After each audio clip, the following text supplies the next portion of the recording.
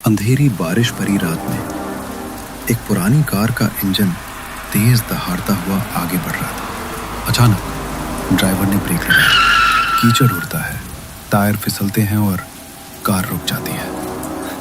साहब उतरिए, इसके आगे मैं 1 इंच भी नहीं जाऊंगा। अरे भाई पागल हो गए हो क्या?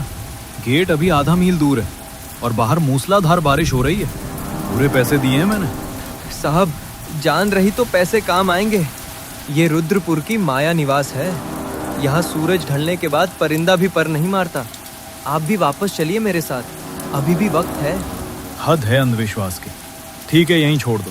तुम जैसे लोगों की वजह से ही गांव पिछड़े हुए हैं। आर्यन टैक्सी से उतरता है, बारिश से बचने के लिए छाता खोलता है और चुपचाप माया निवास की ओर कदम बढ़ाता है। अजीब सनकी था।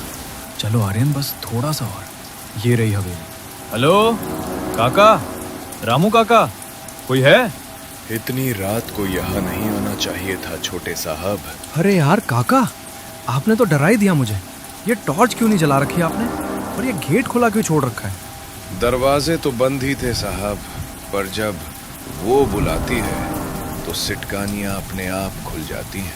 फिर वही डरावनी बातें। देखिए मैं सिर्फ 2 दिन के लिए आया हूँ। बस ये कागजात साइन करवाने हैं और इसे बेचना है। चलिए अंदर, मेरा दम घुट रहा है यहाँ बाहर।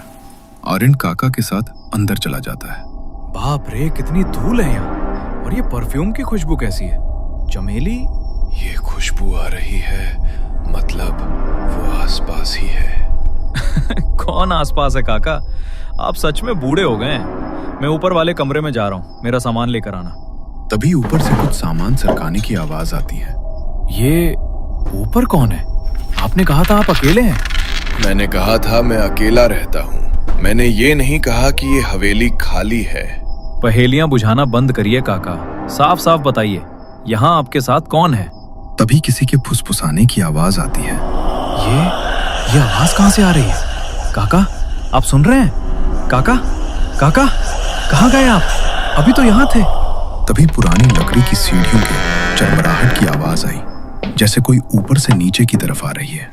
आर्यन ने पीछे देखा तो काका उसके पीछे ही खड़े थे। काका कहाँ चले गए थे? लाइट का स्विच भी नहीं दिख रहा और ये मोमबत्ती भी बुझने वाली है। बिजली तो कब की कट चुकी है साहब। इस घर को उजाला पसंद नहीं। क्या बकवास है। अच्छा छोड़िए, मुझे बस वो पुराने कागजात ढूंढने हैं। वो कौन सा कमरा है जहाँ दादाजी अपनी फाइलें रखते थे? तभी अचानक से वो भारी अलमारी के अपने आप खिसकने की आवाज आती है। अरे ये क्या था? काका आपने धक्का दिया? आपने सरकाया उसे? मैं तो आपके पीछे खड़ा हूँ साहब। अलमारी के पास कोई नहीं है। तभी अचानक हवा का एक तेज झोंका आया और फर्श पर पड़ी एक पुरानी तस्वीर उड़ती हुई आर्यन के पैरों के पास आकर रुक गई। ये तस्वीर, ये तो दादाजी की है, पर उनकी आंखों पर ये खरोंच के निशान कैसे? ऐसा लग रहा है जैसे किसी ने नाखूनों से उनकी आंखें फाड़ दी हो। आर्यन के हाथ कांपने लगे थे। तभी दीवार पर टंगी एक पुरानी घड़ी जो सालों से बंद पड़ी थी, अचानक तेज आवाज में चलने लगी। उसकी पेंडुलम की आवाज पूरे हॉल में गूंजने लगी। ये घड़ी, ये तो बंद थी, अचानक से इतने फास्ट कैसे चलने लगी? काका यहाँ कुछ बहुत गलत हो रहा है। मुझे तुरंत यहाँ से निकलना होगा। आर्यन तेज कदमों से मुख्य दरवाजे तक पहुंचा और पूरी ताकत से उसे खींचा, लेकिन दरवाजा टस से मस नहीं हुआ। ये खुल क्यों नहीं रहा? काका कुंडी तो खुली है, धक्का लगाइए। आप कितनी भी कोशिश कर लीजिए साहब, पर यह दरवाजा नहीं खुलेगा। जब उसकी इच्छा होगी तभी रास्ता मिलेगा। उसने हमें अंदर रोक लिया है।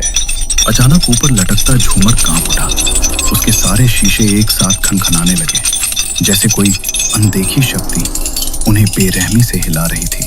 ऊपर कोई है? सुनो, कौन हो तुम? सामने आओ। आर्यन जैसे ही सीढ़ियों के बीच पहुंचा, ऊपर रखा भारी पीतल का गुलदस्ता अचानक उसकी ओर झपट पड़ा। उसकी रफ्तार इतनी तेज थी कि साफ लग रहा था जैसे किसी ने जानबूझकर उसे आर्यन की तरफ फेंका हो। हाँ, शिट! बार बचा। काका ये सब इत्तेफाक नहीं है, कोई हमें मारना चाहता है। ये कोई इत्तेफाक नहीं है साहब, ये इंतकाम है। उस कमरे का दरवाजा देखिए, वो खुद खुल गया है। वही कमरा जहां आपके परदादा ने उसे आखिरी बार देखा था। उसके बाद किसी ने उसे फिर कभी नहीं देखा। आप क्या बोल रहे हैं? मुझे कुछ समझ नहीं आ रहा। और ये दरवाजा अपने आप कैसे खुल गया? जवाब का इंतजार किए बिना आर्यन की नजर फर्श पर बिखरे कागजों और पुरानी फाइलों पर चली गई। वो झुककर उन्हें पलटने लगा। ये तो वही फाइलें हैं जो मैं ढूंढ रहा था।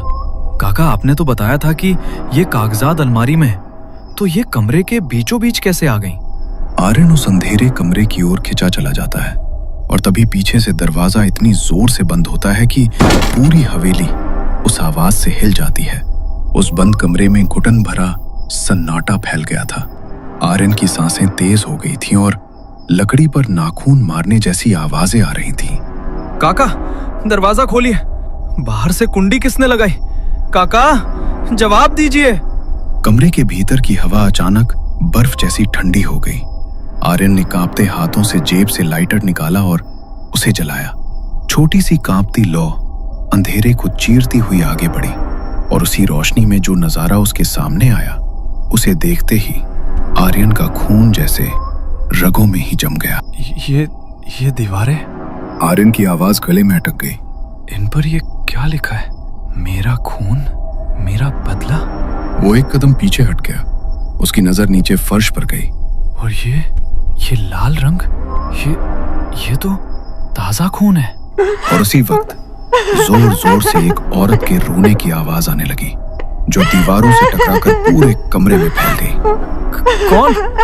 कोई है? जैसे ही लाइटर की रोशनी कमरे के एक कोने में पड़ी, वहां एक पुरानी लकड़ी की कुर्सी अपने आप हिल रही थी।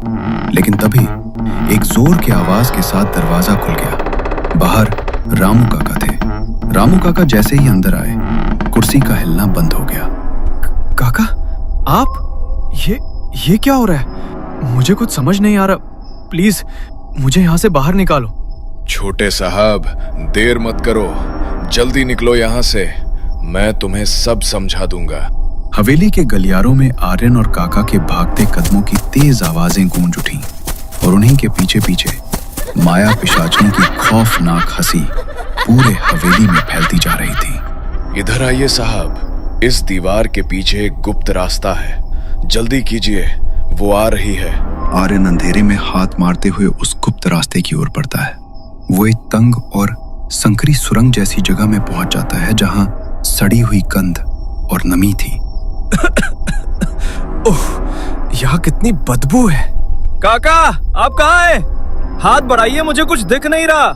तभी एक माचिस की तीली जलती है और हल्की पीली रोशनी फैलती है।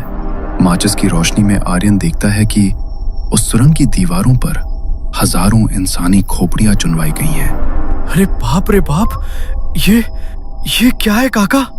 अभी सवाल मत पूछो, मैं सब बता दूंगा, पहले यहाँ से निकलो।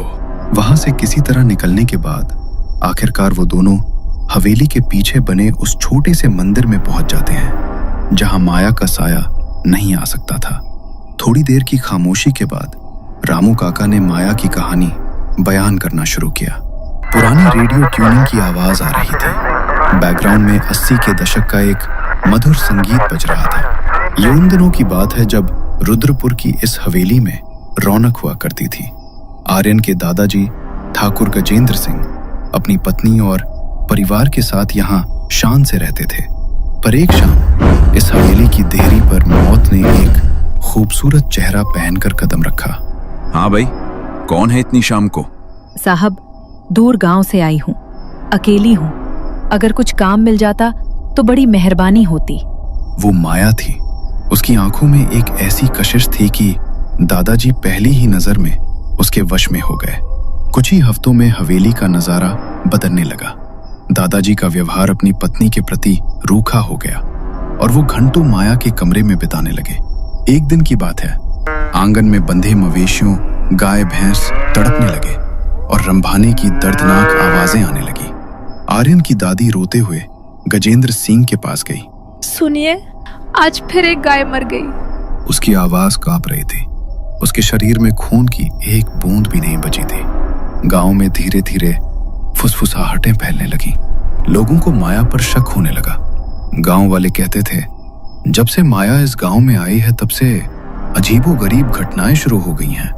आर्यन की दादी ने ये सारी बातें गजेंद्र सिंह को बताई।